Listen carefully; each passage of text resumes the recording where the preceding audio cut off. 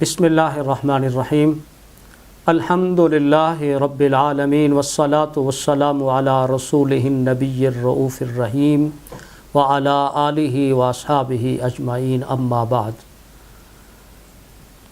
Understanding of Quran course کو join کرنے والے معزز شرکاء، خواتین و حضرات، السلام علیکم ورحمۃ اللہ وبرکاتہ۔ قرآنی تصور نیکی پر سورۃ البقرہ کی آیت نمبر 177 کی روشنی میں ہم لیکچر دے رہے ہیں۔ اس آیت کریمہ میں ایمان اور عقائد کی بحث کے بعد آیت کی ترتیب میں دوسرے نمبر پر جو چیز رکھی گئی ہے وہ ہے انسانی ہمدردی، خدمت خلق، مخلوق خدا پر مال اور دولت کو خرچ کرنا۔ قرآنی تصور نیکی میں عقائد اور ایمان کے بعد ترجیح انسانی ہمدردی کو دی گئی ہے، باوجود اس کے کہ توحید اور رسالت اور آخرت پر ایمان کے بعد اقامت صلاۃ اور ایتاء الزکوٰۃ کی بڑی اہمیت ہے۔ ارکان اسلام میں توحید اور رسالت کی گواہی کے بعد نماز اور زکوٰۃ کی ترتیب ہے، لیکن عملی زندگی میں نیکی کا تصور بیان کرتے ہوئے ایمان کے بعد مخلوق کی خدمت کو، ان پر مال خرچ کرنے کو نیکی قرار دیا جا رہا ہے۔ اس لیے قرآنی تصور نیکی میں دوسرا اہم ترین نیکی کا جو عنصر ہے وہ ہے انسانی ہمدردی۔ ایمان کا جذبہ جب اعمال کی شکل میں آتا ہے تو اولین شے خدمت خلق اور انسانی ہمدردی ہے۔ ہمدردی کا جو لفظ ہے، ہمدردی کہتے ہیں جن کا درد کامن ہوتا ہے، جن کا درد مشترک ہوتا ہے۔ ہمدردی کا لفظ ہے ہم درد سے، جیسے ہم زمانہ، ہم جماعت اور ہم عصر، اسی سے ہے ہم درد اور اسی سے ہے ہمدردی، یعنی دوسروں کی تکلیف، پریشانی، غربت، بیماری اور قرض سے پھنسے ہوئے شخص کو دیکھ کر انسان خود تکلیف اور درد اور اذیت محسوس کرے، اس کو کہتے ہیں ہمدردی۔ اس لیے امیر نے کہا تھا کہ خنجر چلے کسی پر تڑپتے ہیں ہم امیر، سارے جہاں کا درد ہمارے جگر میں ہے۔ اگر کسی کو دیکھ کر ہمیں تکلیف نہیں ہوتی، کسی غریب کی غربت کو دیکھ کر ہمارا دل نہیں پسیجتا، تو سمجھ لیں کہ ہم سخت دل ہیں اور نرمی سے محروم ہیں۔ حضور نبی اکرم صلی اللہ علیہ وسلم کا فرمان ہے، صحیح مسلم کی حدیث ہے، میرے رسول صلی اللہ علیہ وسلم نے فرمایا، من یحرم الرفق یحرم الخیر۔ حضور نے فرمایا جو شخص دل کی نرمی سے محروم ہو گیا وہ ہر خیر سے محروم ہو گیا۔ ایک شخص عالم ہو سکتا ہے، عابد ہو سکتا ہے، زاہد ہو سکتا ہے، محدث ہو سکتا ہے، استاذ ہو سکتا ہے، پروفیسر، انجینئر، ڈاکٹر ہو سکتا ہے، مگر نیک نہیں ہو سکتا۔ یاد رکھنے اگر اس کے اندر انسانی ہمدردی نہیں ہے۔ اس لیے نیکی کی ترتیب میں، قرآنی تصور نیکی میں ترتیب میں ایمان اور عقیدے کے بعد اللہ نے نماز کا ذکر بھی اس آیت میں بعد میں کیا ہے، زکوٰۃ کا ذکر بھی بعد میں کیا ہے، مگر انسانی ہمدردی اور خدمت خلق کا ذکر پہلے کیا۔ اس لیے کسی نے کہا تھا کہ درد دل کے واسطے پیدا کیا انسان کو، ورنہ اطاعت کے لیے کچھ کم نہ تھے فرشتے۔ تو قرآن کی تصور نیکی میں ایمان کے بعد مخلوق خدا پر خرچ کرنے اور انسانی ہمدردی کو مقدم رکھا ہے۔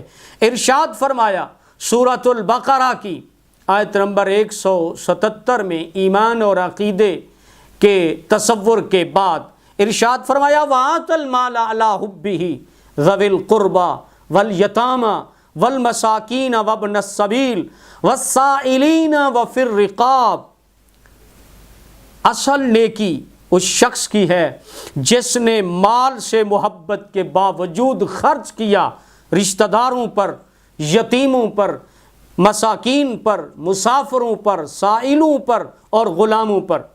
قرآن مجید کی اس آیت کریمہ میں اللہ جل مجدہ نے ارشاد فرمایا وَآتَ الْمَالَ عَلَىٰ حُبِّهِ، نیکی یہ ہے کہ جس نے مال سے محبت کے باوجود اپنا مال دیا یعنی خرچ کیا۔ تو یہاں پر لفظ مال استعمال ہوا ہے، مال سے مراد یہاں صدقات نافلہ ہیں، کیونکہ زکوٰۃ کا بیان اسی آیت میں آگے خود آ رہا ہے۔ حضرت سیدہ فاطمہ بنت قیس رضی اللہ تعالی عنہا فرماتی ہیں کہ نبی کریم صلی اللہ علیہ وسلم سے زکوٰۃ کے متعلق سوال کیا گیا تو آپ صلی اللہ علیہ وسلم نے فرمایا کہ مال میں زکوٰۃ کے علاوہ بھی حق ہے۔ پھر حضور نے یہ آیت کریمہ تلاوت فرمائی۔ یہ جامع ترمذی میں یہ حدیث آتی ہے اور لفظ آیا ہے وَآتَ الْمَالَ، المال یہاں الف لام استغراق کے لیے ہے، حصر کے لیے ہے۔ مال سے مراد ہر قسم کا مال ہے، خواہ وہ رقم ہو کیش کی صورت میں آپ دیتے ہیں، خواہ وہ کپڑوں کی شکل میں کسی غریب کی مدد کرتے ہیں، خواہ وہ غذا اور خوراک میں آپ مخلوق خدا کی مدد کرتے ہیں یا دیگر اشیاء ضرورت مندوں کو آپ دیتے ہیں۔ تو ارشاد فرمایا وَآتَ الْمَالَ، نیکی یہ ہے کہ وہ مال دے عَلَىٰ حُبِّهِ، یہ جو عَلَىٰ ہے عربی زبان میں یہ خلاف کے لیے بھی آتا ہے، یعنی مال سے محبت کے باوجود علی الرغم بھی کہتے ہیں، یعنی کسی چیز سے محبت ہو اور ضرورت کے باوجود بھی مال خرچ کیا جائے تو اللہ پاک نے فرمایا علی حبہ، تو حبہ کی جو ضمیر ہے یہ مال کی طرف لوٹتی ہے، یعنی وہ مال جس سے لوگوں تمہیں محبت ہے، جو مال تم نے خون پسینے کی کمائی کر کے کمایا ہے، وہ محبوب مال، وہ پسندیدہ مال، اسے خرچ کرو۔ جس مال سے رغبت ہے وہی مال خرچ کیا جائے۔ اس معنی کی وضاحت قرآن مجید میں ایک اور مقام پہ ہوتی ہے، سورۃ آل عمران کی آیت نمبر 92 میں، چوتھے سپارے کی پہلی آیت، فرمایا لن تنالوا البر حتی تنفقوا مما تحبون، تم کامل نیکی کو ہرگز نہیں پا سکتے جب تک تم اپنی پسندیدہ محبوب مال اور دولت میں سے خرچ نہیں کرو گے۔ اگر ایسا مال ہے جو ہمیں خود پسند نہیں ہے، پھٹے پرانے کپڑے ہم نے اللہ کی راہ میں دے دیے، پرانے جوتے دے دیے، باسی روٹی دے دی، سالن دے دیا، گھٹیا اشیاء اللہ کی راہ میں دے دی، تو یہ کامل نیکی نہیں ہے۔ فرمایا مما تحبون، وہ مال جب تک خرچ نہیں کرو گے تو اس وقت تک کامل نیکی کو نہیں پہنچ سکتے۔ جو مال تمہیں پسند ہو، جو مال تمہیں محبوب ہو، تو کیٹاگوریکلی ارشاد فرمایا گیا کہ لن تنالوا البر حتی تنفقوا مما تحبون، تم ہرگز کامل نیکی کے مقام کو نہیں پہنچ سکتے جب تک خرچ نہ کرو ان میں سے جو تمہیں محبوب ہے۔ تو لن تنالوا البر میں جو نفی آئی ہے فعل مضارع پر، اس سے زیادہ تاکیدی نفی نہیں ہے عربی زبان میں، جو فعل حال اور فعل مستقبل دونوں کی نفی تاکیدی کرتی ہے۔ تو نیکی کے کمال کو، پسندیدہ محبوب مال کو مخلوق پہ خرچ کرنے کو قرار دیا گیا۔ تو جب تک مخلوق پر، غریب سامراج پر، معاشرے کے ابتلا زدہ، استحصال زدہ، پسے ہوئے لوگ، پسی ہوئی انسانیت پر، رشتہ داروں پر، یتیموں پر، مساکین پر، سائلین پر، مسافروں پر، غلامی اور محکومی کی زندگی گزارنے والوں پر خرچ نہ کیا جائے، جو معاشی ناہمواریوں کا شکار ہیں، جن کے معاشی حقوق اس ظالم سماج نے نہیں دیے، وہ لوگ جو بنیادی ضرورتوں کو ترستے ہیں، ان پر جب تک خرچ نہ کیا جائے، ان ضرورت مند افراد کی ضرورتوں کو پورا نہیں کرو گے تو فرمایا ہرگز تم نیکی کے کمال کو نہیں پہنچ سکتے۔ تو تقوی اور متقین کی علامات اور وصف بیان کرتے ہوئے جنت کے حقدار ان کو قرار دیا جو تنگی اور فراخی میں مخلوق خدا پہ خرچ کرتے ہیں۔ اللہ تعالیٰ کا ارشاد ہے اعدت للمتقین الذین ينفقون فی السراء والضراء، وہ جنت تیار کی گئی ہے ان متقین کے لیے جو فراخی اور تنگی میں خرچ کرتے ہیں۔ سورۃ الماعون میں دینداری اور بے دینی کا تصور اسی مفہوم میں بیان کیا گیا ہے۔ فرمایا ارأیت الذی یکذب بالدین فذلک الذی یدعو الیتیم ولا یحض علی طعام المسکین، کیا آپ نے اس شخص کو نہیں دیکھا جو دین کو جھٹلاتا ہے، جو یتیم کو دھکے دیتا ہے؟ فرمایا کیا آپ نے اس شخص کو نہیں دیکھا جو غریب مسکین کو معاشی تحفظ دینے کی بات نہیں کرتا؟ یعنی یہ نہیں صرف کہ خود غریب کی مدد کرے، بلکہ فرمایا معاشرے کے لوگوں کو غریبوں کی مدد کرنے کی ترغیب جو نہیں دیتا وہ بھی دین کو جھٹلا رہا ہے۔ تو رشتہ داروں، پڑوسیوں، محلے داروں اور غریب لوگوں کو کی مدد کو ترغیب دینا یہ نیکی قرار دیا گیا۔ اور فرمایا علی حب ہی، یہاں حب ہی کی جو ضمیر ہے اس کا دوسرا معنی ائمہ مفسرین نے بیان کیا کہ یہ اللہ تعالیٰ کی طرف بھی لوٹتی ہے، یعنی اللہ کی محبت میں مال خرچ کرے۔